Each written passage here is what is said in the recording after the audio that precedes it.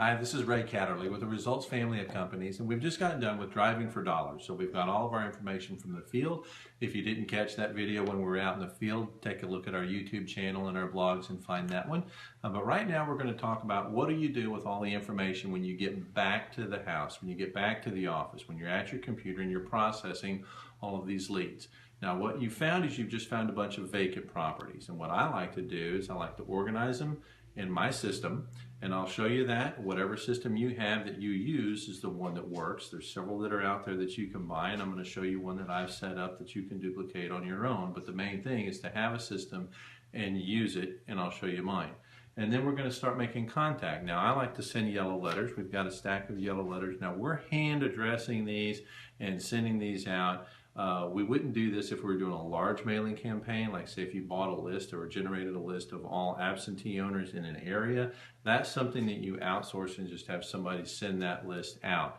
Now this is something a little bit different. These are vacant properties. We've gone and spent the time and we know that they're vacant, and we've gone out into the neighborhoods. This is the high grade lead. This is one that we want to follow up with by hand.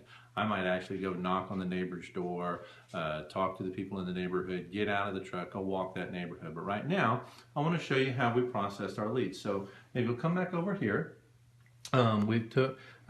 see how we took all of these are all the properties that we found, and so we put them and made a folder for each one. And so in this folder is, you see the sheet. Now I need to verify the address, and we'll talk about some of that, but I know right where it is and which address it's in between. But each of these, you'll recall that I took a picture of the address on a sheet of notebook paper when I was in the truck. Quick shots of the house so I can refresh my memory and know which one I'm talking about. Here's a good one that was vacant. We actually got up. It's secured. See the stickers on the window. We've got the address. So this is what we've got. So I've got a whole folder of these, and now what I do is I take all of those addresses and then I generate a spreadsheet. And so our spreadsheet is all of these things, and this is what we're going to work from. And that's what we're doing right now. And so I've got the address, the owner's name, and then the mailing address. And then I'm going to go through it. I'm going to add some notes at different times and work with them that way. But I want to talk a little bit about finding the information to populate your list. So now we're talking about some of the resources that are available to use, so to process the data, to get the information. Who owns this property? What's the actual address if you can't find an address? And then the status of the property and all those things like that. So you're going to turn into a little bit of a sleuth, a private detective, if you will, to find this information. Real quick, encouragement is the harder that the information is to find, the better of a chance that nobody else is finding it as well. So I want to start off with talking about the tax assessor. Sometimes, and if you know you're in a county, note the city or the county. Sometimes they separate their records. Sometimes they're all the same. You'll want to find out exactly what resources are available for where you're farming. And I can tell you we're in a county and a city together, and I'll show you both of their websites, and they both have their quirks.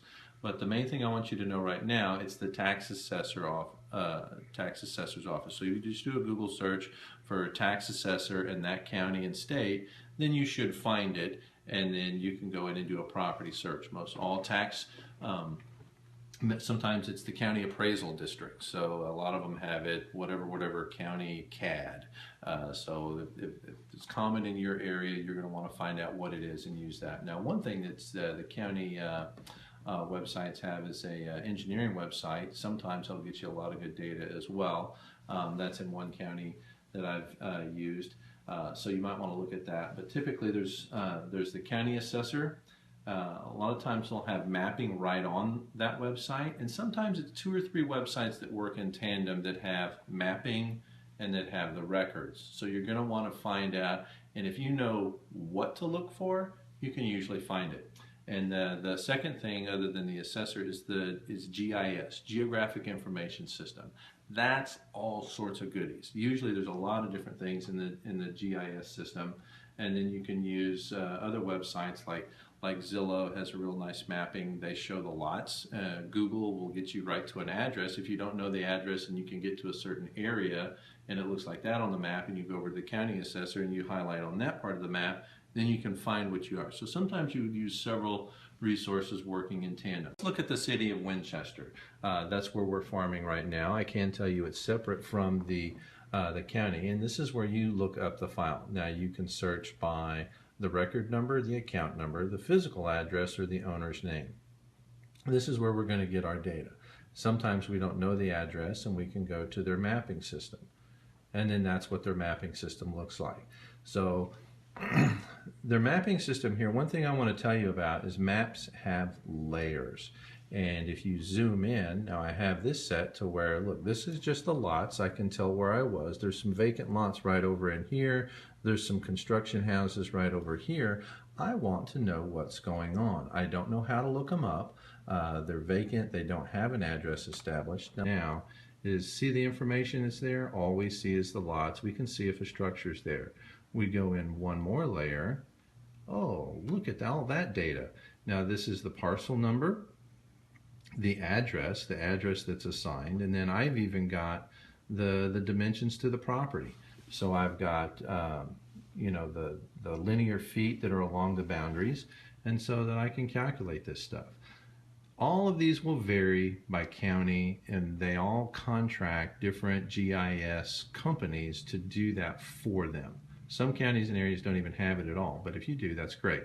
So look at here, I've got the parcel number for each of these. So if I want to go looking up these, I can just know this parcel number, 10628, and let's go over here to the City of Winchester tax assessor. And then I want to look up by, let's see if it's the record number, 10628. And then there we go. And then I click on that, and then I've got all this beautiful data. So right now, I know all the owner's mailing address. I can send them a yellow letter. I know if now this is a lot, so it's obviously the mailing address is going to be different, but I know if it's an absentee owner or not. If the mailing address, see here's the physical address, and then here's the mailing address. Physical address and mailing address being different means it's an absentee owner. And so you can send them a yellow letter or whatever letter you like, or contact them whatever manner you like. Sometimes you can go over and look them up, do a Google search for that company, that owner, and then find them that way. Now back, another thing to know is a lot of properties are vacant because it's owned by a family. Maybe a family, a senior family member who owns the house has moved to assisted living. A lot of times, unfortunately, somebody has passed away, and then the house is vacant. And so you want to be very sensitive when you're prospecting people who are dealing with an estate. Maybe things are going through probate. If it's a vacant house and the subject and the mailing address are the same, you might want to do a quick search for the obituaries in the area and make sure that you're not making an inappropriate call or prospecting call. A lot of times they are just in they've moved out. A lot of people move out of the area and they just forward their mail. They don't change the mailing address for the property tax, so the county, the city still knows them to be at that mailing address, but they've forwarded it all. So there's a lot of different reasons for that. Again, you're going to need to know what to look for, and then you can start finding these things, and then we'll go to them in a lot more detail in future videos. But for right now, I want to talk about processing your leads from driving for dollars. And so that's pretty much it. You've got your tax assessor, you've got GIS, and you've got other mapping things like Zillow and Google, where you can find things, get a nice neat list of the owner, of the subject mailing address, and then start reaching out to them with personal contact, because those are good leads. We'll see you in the field and in future videos.